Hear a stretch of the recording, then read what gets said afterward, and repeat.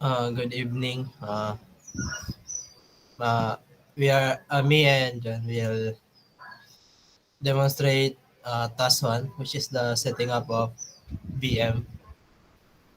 So first, launch a browser. So we are already in the browser, and then navigate to navigate to VirtualBox. Next will be choose the package version corresponding to your host operating system. So Windows. Ba? Yep. Windows.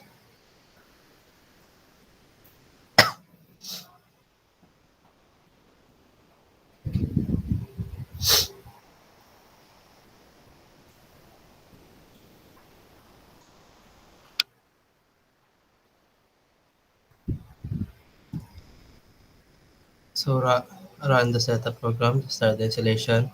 As recommended, choose the default settings by clicking the next button in the develop windows. Then click yes to continue and click install to start the installation. Next, next, yes, wait, ano?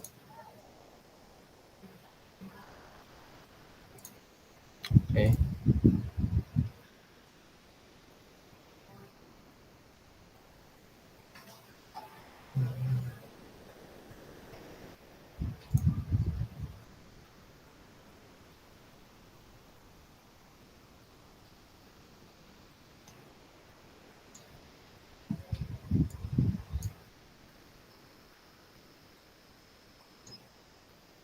So let's launch creating a virtual machine.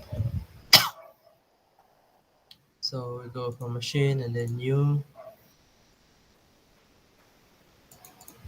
In the first window, enter the name of the VM server OS to install the name. We will enter Windows Server 2016.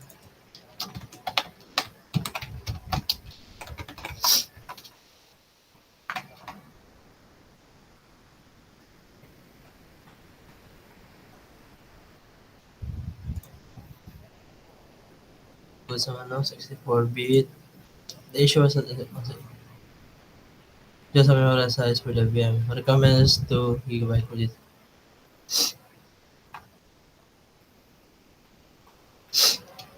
Uh,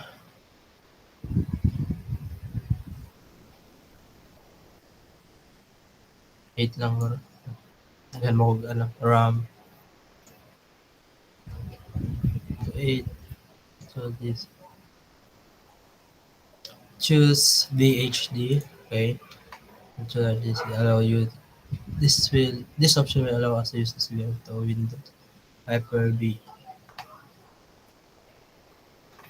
Choose the name of the allocated.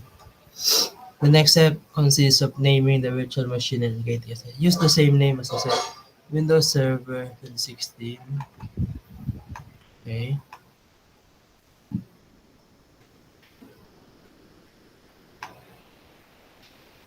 Uh, wait.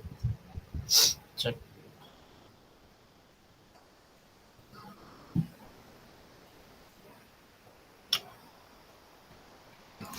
15 recommended.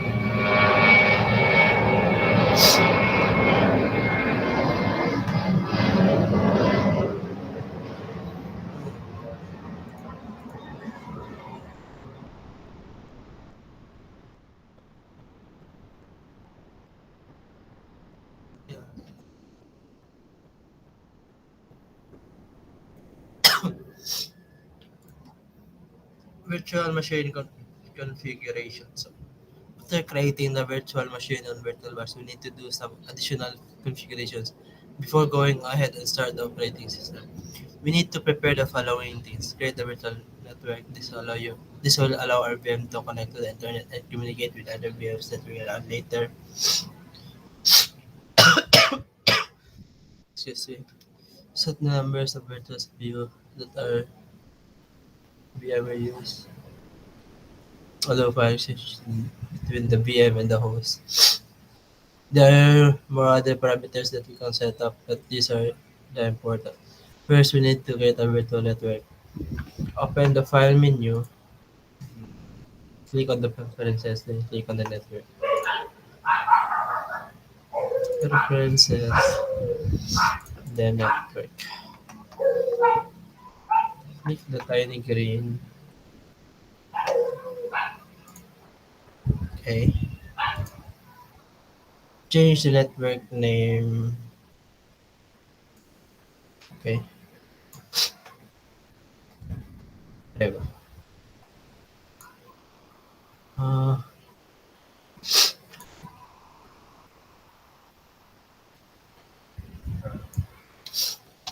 Marina.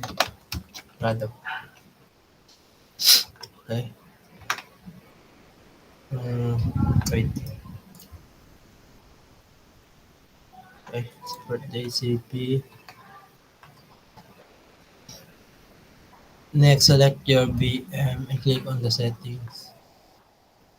Uh,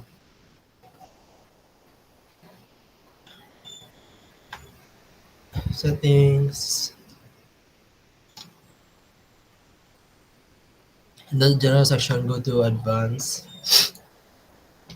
and enable share clipboard by selecting bidirectional.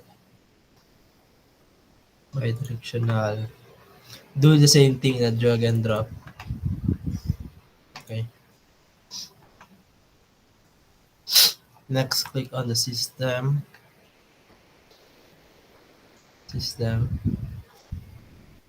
Observe the assigned memory that we have set. Okay. 8 MB.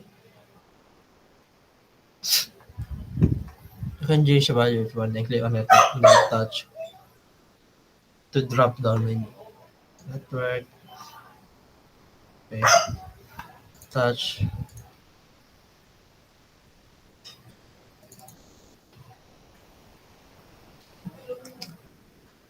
Not select the last name. Okay.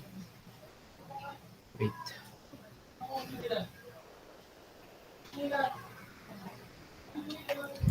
Roll lang kayo.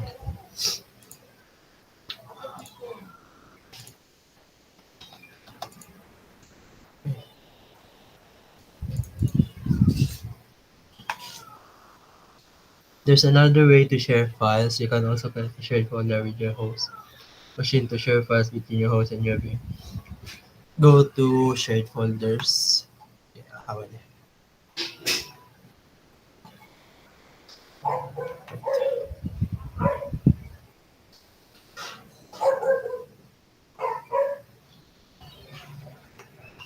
Go to shared folders.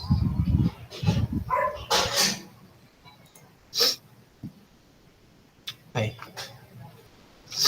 Then click add.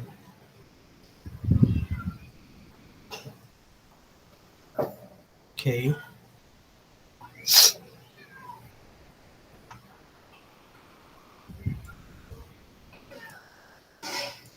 Okay, explain naman no? This step is optional. Yeah.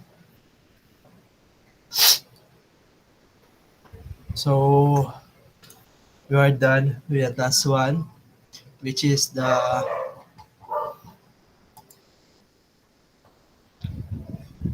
uh, setting up our VM. So stop the recording now.